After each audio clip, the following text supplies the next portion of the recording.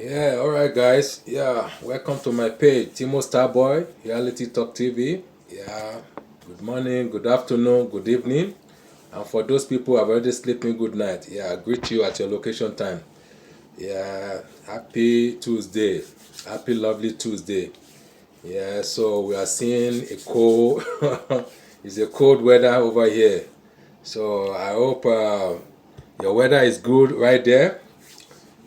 In American, in Europe, in African, in Asia, where we are. Asia here is very cold, yeah. So we are managing everything. Thank God. So this is another program. Yeah, as you can see the title, Nigeria government they are not gonna approve referendum. Never. I don't think so. So there are some lawyer that they appeal to the government of Nigeria to take on the referendum. So for me, I don't know at all because these people, their heart is so strong. Their heart is so strong than evil. They are evil servant. So they can never approve anything good. It is only themselves. What they are achieving, their atrocity, what they benefit from their atrocity is where they will go. So anyway, I have a video for you guys. So sit back, relax, and enjoy our program. I will pop up the video now so we can listen very carefully. Let's listen very carefully. This is one of the son lawyer in Nigeria. So let's see what he got to say to us about the referendum in Nigeria. To be subjected to a referendum for the Nigerian people. Why are we afraid of a referendum? Referendum simply means that the people buy into the document so that it does not just become plastic, it becomes animated. It carries the will of the people. It carries their imprimatur. It becomes legitimate. It becomes respected. It becomes autochthonous. It enjoys the will, respectability, and legitimacy of the people. Please share this program. Let it go around. And don't forget to leave your comment below. 1788. Thank you. In Philadelphia, when they met, Republic of Nigeria at the age of 24, and he was Nigeria's permanent representative at the United Nations. Before he was 26, Dr. Jack Yakubu Gowon became head of state of Nigeria at the age of 32. And guess what? He was a bachelor. People like King Alfred Dietespi, they became governors. Many of them, Dr. Sam Ogbemudia, at the age of between 28 and 30. Today, you have Nigerians who are between 30 and 35 still struggling to pass through the university. You can hear their first degree. You can hear that. Because a course that ought to have been for 4 years is elongated through strikes and other catastrophes to become a course of 7 years, 8 years, and 9 years. Of Nigeria at the age of 32. And guess what? He was a bachelor. People like King Alfred Dietespi, they became governors. Many of them, Dr. Sam Ogbemudia, at the age of between 28 and 30. Today, you have Nigerians who are between 30 and 35 still struggling to pass through the university. Very horrible. To get their first degree. Because a course that ought to have been for 4 years is elongated through strikes and other catastrophes to become a course of 7 years, 8 years, and 9 years. Now, the children that ought to be protected let's reprise this back. Are rendered most vulnerable. I want to take it back. so that you It can hear. enjoys the will, respectability, and legitimacy of the people. Please as listen the American attentively. people did. It's very important. In Important about talks. 1788 in Philadelphia, when they met, Republic of Nigeria at the age of 24, and he was Nigeria's permanent representative at the United Nations before he was 26. Dr. Jack Yakubu Gowon became head of state of Nigeria at the age of 32. And guess what? He was a bachelor. People like King Alfred Dietesby, they became governors. Many of them, Dr. Sam Ogbemudia, at the age of between 28 and 30. Today, you have Nigerians who are between 30 and 35 still struggling to pass through the university to get their first degree. Because a course that ought to have been for 4 years is elongated through strikes and other catastrophes to become a course of 7 years, 8 years, and 9 years.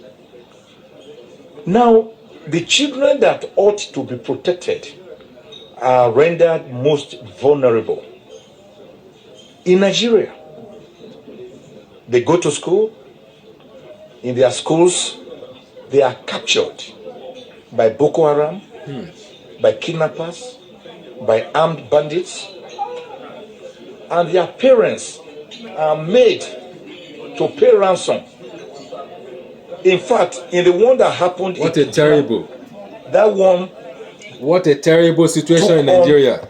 On higher altitude. Very horrible. The kidnappers now demanded from the parents of the kidnapped children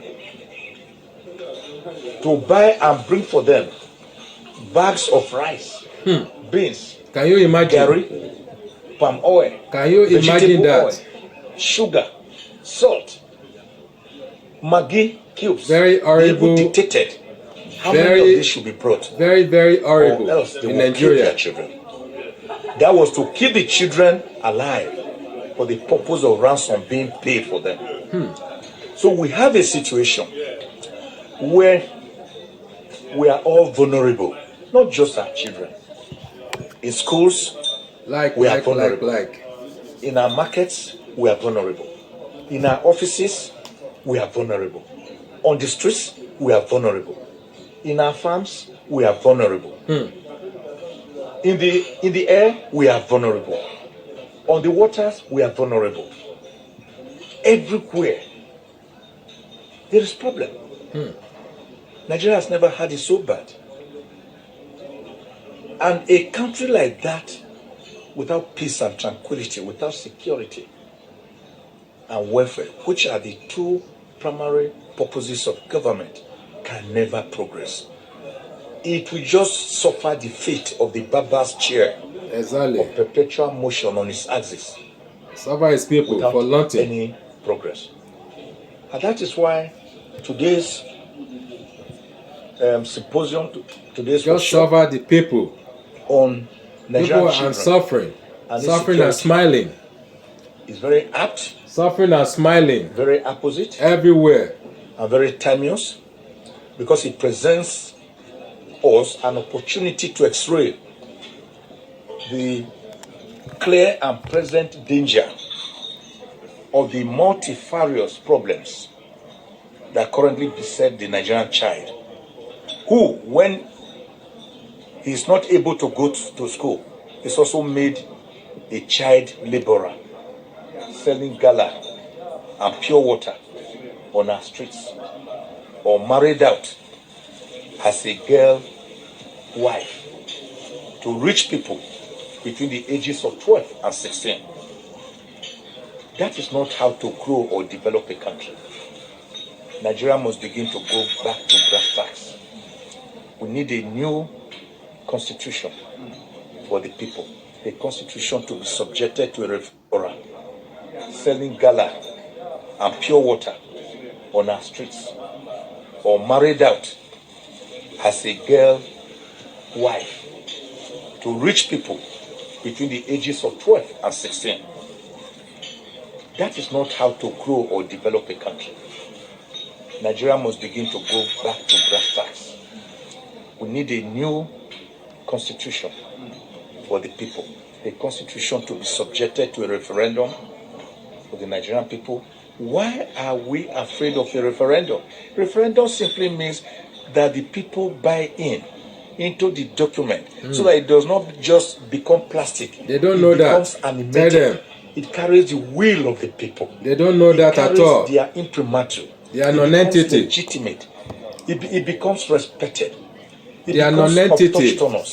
It enjoys the will, respectability, and legitimacy of the people, as the American people did. So sorry. Anyway, that is it. Let me give you another video of all these hunger people in Kogi, hunger woman, their hungers. Let's see what they are shouting about better Edu, that she was a theft, swallow 3 billion naira and begin to share it among his crooks. So I will show you the video now, so we talk about it, we analyze about it. So give me a time, just give me a second. Okay, I cannot start to be imagine when a gang of women they collaborate together. I don't know where they fetch them out and how much they pay them, that they are protesting about how to release better Edu, that is she is in trouble, and they are shouting for her release. This is very baffled. This is very, very baffled, and we don't know how to begin. So let me show you the video, and we talk about it. I'll be talking along the video. This is the video. This is the video right here. See what they are shouting. A group of hungry women. Bola Yamanda. See what the slogan is all about. See their slogan. Just to release the theft woman that has swallowed 3 billion of naira. On your Monday call, Tuesday ni. Monday call, Friday ni. On your Monday, see hungry women. See how they are very, very.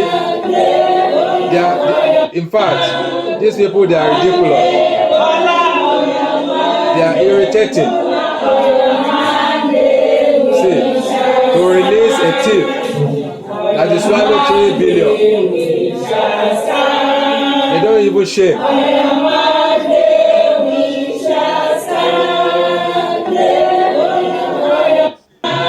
I believe these people, they are gang of thieves in Kogi State.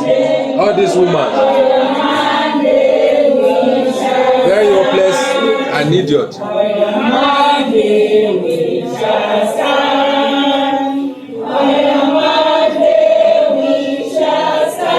This kind of woman, they have lost their.